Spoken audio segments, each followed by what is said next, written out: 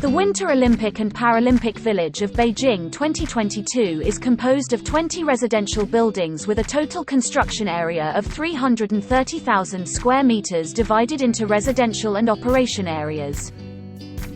It will provide full-time service for athletes, coaches and officials during the games.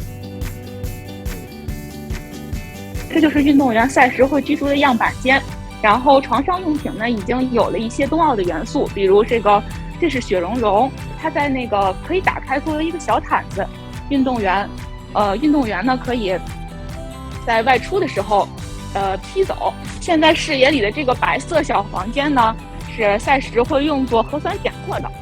目前呢我们疫情防控方案已经制定完成，现在大家跟我顺着这条路走。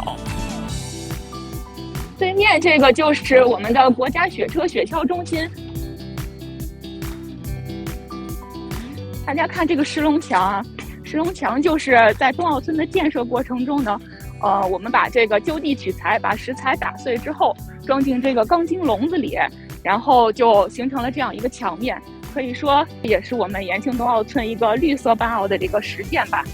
然后下面我们进入的就是我们的公共组团的一层大厅。这个大厅大约是300平米吧，赛时将提供这个中国传统文化的一些展示。